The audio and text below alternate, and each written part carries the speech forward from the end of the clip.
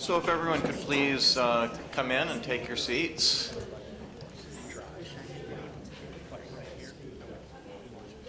So welcome to this year's annual conference from the Constitutional Law Center. Topic this year being the Constitution and political parties.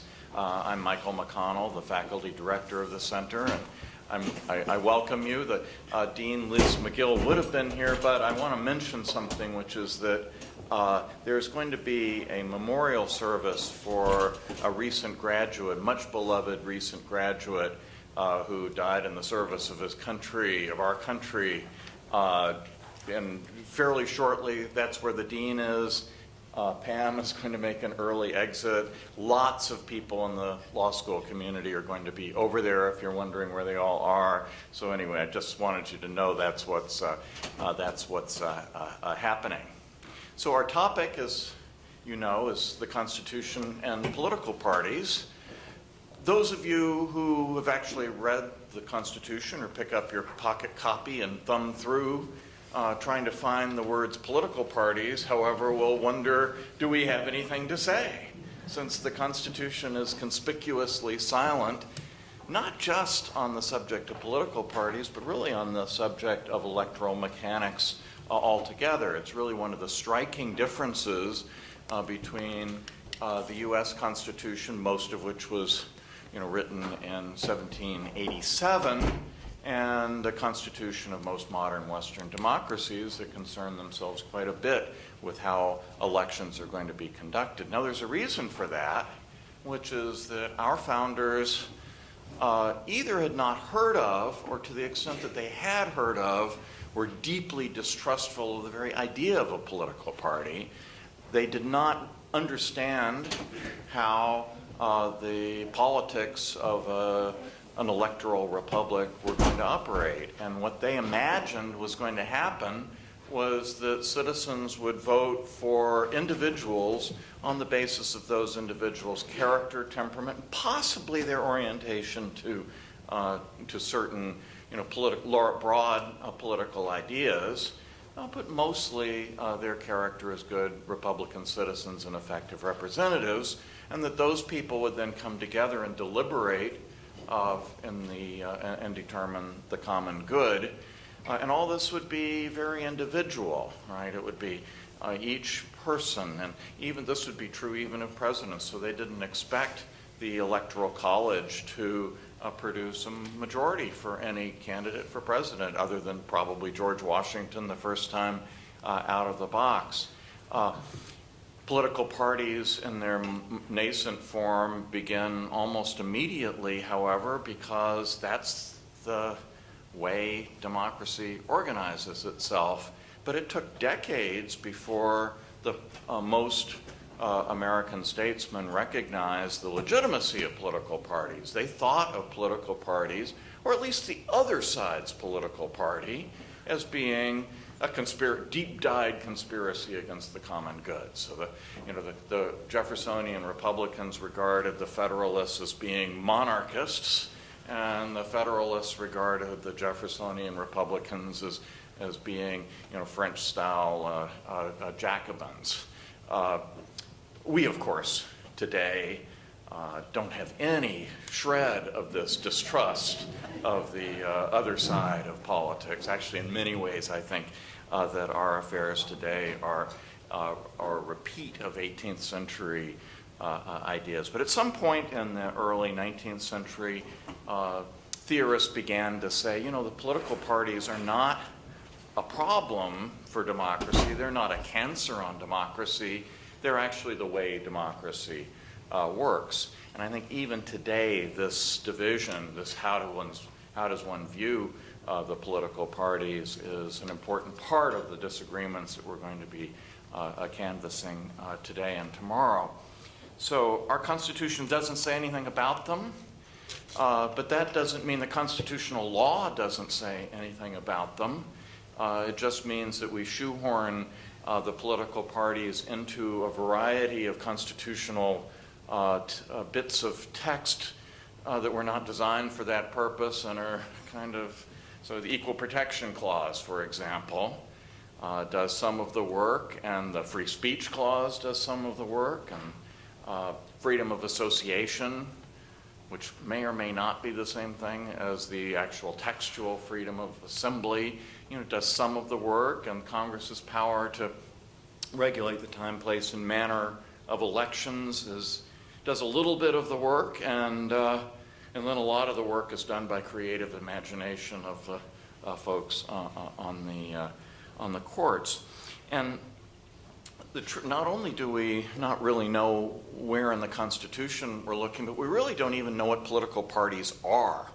So what are political parties, after all? Are they associations of citizens for political action purposes, and thus First Amendment actors protected, maybe even at the highest level of constitutional protection, protected in their autonomy, their ability to exclude, how they're going to organize themselves, what they're going to say?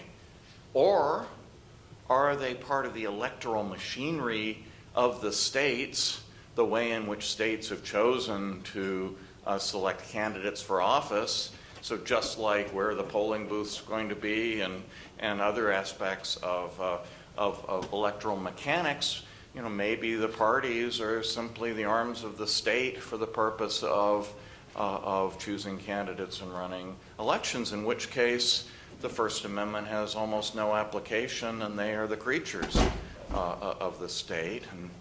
Or are political parties just special interest groups like any other, like the NRA or the Sierra Club or Knights of Columbus, right? And they who have certain rights, yes, but they are, you can cap their contributions to candidates. You can bar their coordination with the candidates. They are just out there. Or on the other hand, are political parties really the alter egos of the candidates that they choose? And thus it's ridiculous to say that the party can't coordinate with its candidate, right?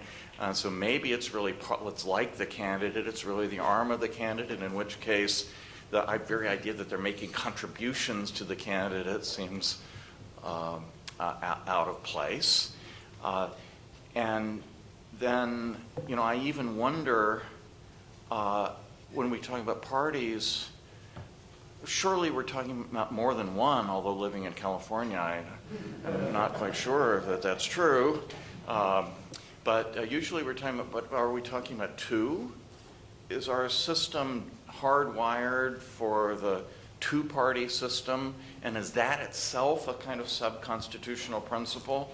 And so what do we do with the other things, the third parties? Are they somewhat discouraged but allowed to exist by who we sort of provide minimal constitutional protection so that the states can't snuff them out altogether?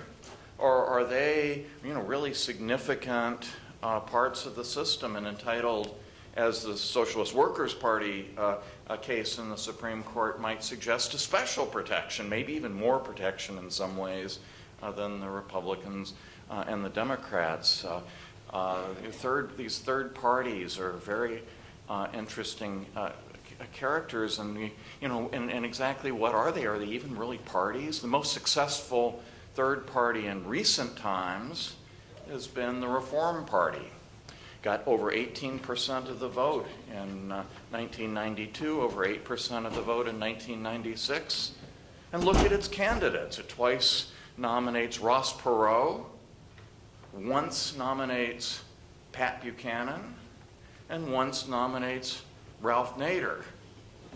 Is that a political party? One wag said that the Reform Party isn't a political party, it's a Halloween party. And so I would say that our conference here is going to talk about lots of parties, including Halloween parties, except that I'm a little bit worried that Yale administrators are going to come along and tell us what kinds of costumes we're permitted to wear.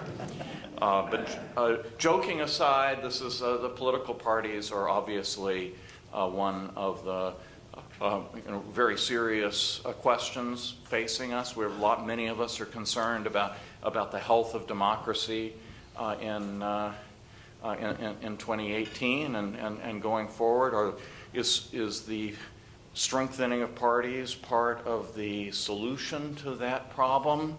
Are the parties themselves part of the problem that we need to overcome? What are the parties just a fact of life, and we need to think about how the law is going to apply to them? These are deep, difficult, and I think quite interesting questions, and they're the questions that we have assembled some of the greatest minds on the topic to talk about today and tomorrow. And putting these panels together, Mark Storsley has done the lion's share of the work. Mark, why don't you? What we've tried to do is to bring together a real difference of both opinion and methodology, so that you will find we have lawyers, we have constitutional scholars, we have historians, we have political scientists. We even had a journalist, but unfortunately Michael Barone has an illness and had to withdraw. But a deliberate mix of academic styles, deliberate mix of partisan commitments and ideologies and ways of thinking about the Constitution and ways of thinking about the political parties. And so let's go to it.